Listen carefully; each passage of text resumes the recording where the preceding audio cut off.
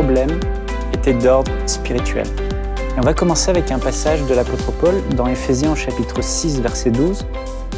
Il dit « Car nous n'avons pas à lutter contre des êtres de chair et de sang, donc contre des hommes, mais contre les puissances, contre les autorités, contre les pouvoirs de ce monde de ténèbres et contre les esprits du mal dans le monde céleste. » L'apôtre Paul avait eu cette révélation qu'il y a un monde invisible, un monde surnaturel dans lequel il y a des esprits mauvais, appelés des démons, qui ont un seul objectif, c'est de vraiment détruire les hommes, détruire la vie de l'homme. Et l'apôtre Paul lui-même a été confronté à cette réalité. Il raconte que plusieurs fois, il s'est retrouvé face à des oppositions telles qu'il a failli mourir, perdre la vie.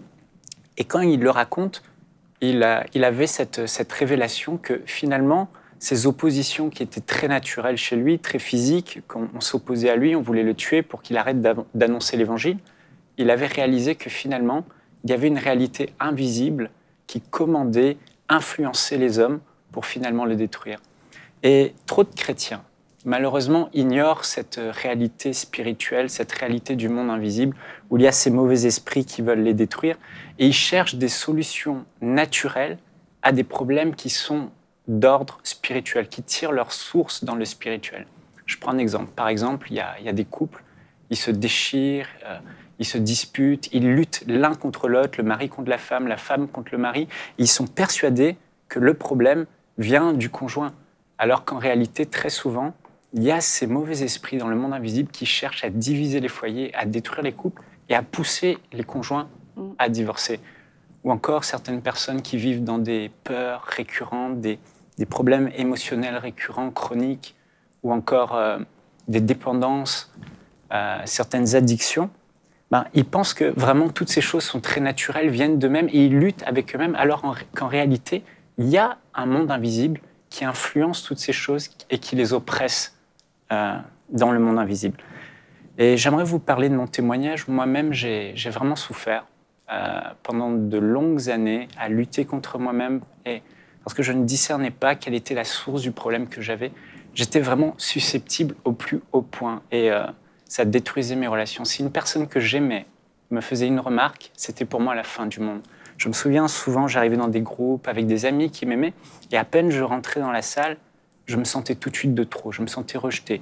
J'allais dans un coin pour m'isoler, je préférais jouer avec des enfants plutôt que jouer avec des adultes. Je boudais à ma façon, même adulte, pour attirer l'attention sur moi inconsciemment pour que les gens viennent finalement me dire « Michael, t'es important, Michael, je t'aime, on t'aime ». Et là, quand j'ai rencontré ma femme, Yveline, gros plan sur elle, ça a été le summum du summum de l'épreuve et de la souffrance.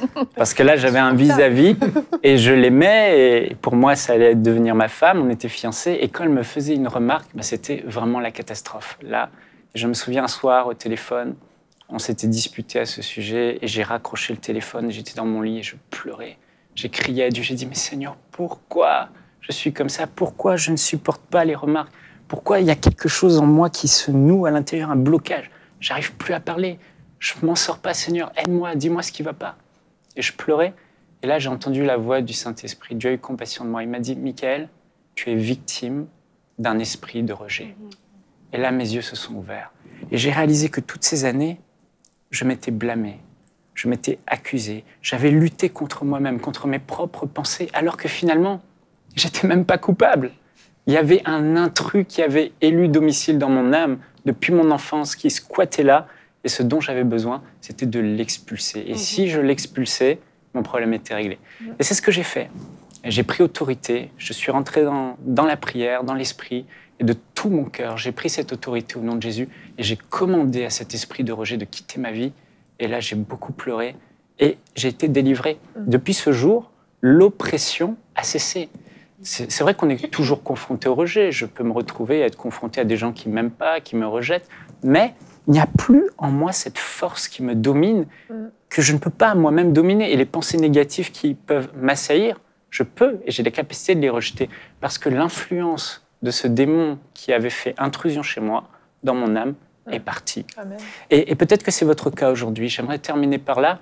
Et vous avez peut-être, vous aussi, un problème dans votre âme, un problème récurrent, un problème émotionnel qui est là et qui demeure année après année. Vous savez que ce n'est pas normal, il y a un dysfonctionnement chez vous, Dieu ne vous a pas créé comme ça.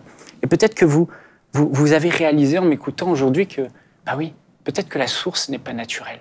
Peut-être qu'il y a un esprit impur qui m'influence derrière, un démon, et vous avez peut-être une dépendance de la pornographie, la séduction, les cigarettes, l'alcool, les jeux vidéo, les rêves impurs. Peut-être que jusqu'à aujourd'hui, vous pensez que c'était normal.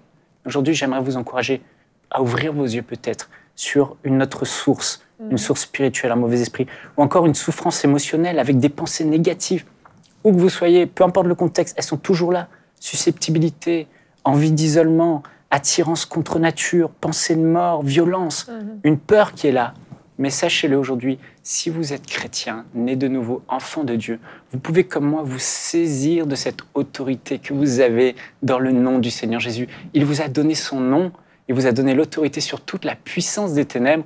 Et je veux vous encourager à aller prier et demander au Seigneur, Seigneur, ouvre mes yeux et montre-moi ce qui ne va pas. Et si vous avez ce discernement, prenez autorité dans le nom de Jésus et vivez cette autodélivrance déclarée. Je suis libre dans le nom de Jésus et je commande, nommer cet esprit par ces symptômes, ce qui fait. Toi qui causes cette dépendance, je te le commande au nom de Jésus, sors de ma vie.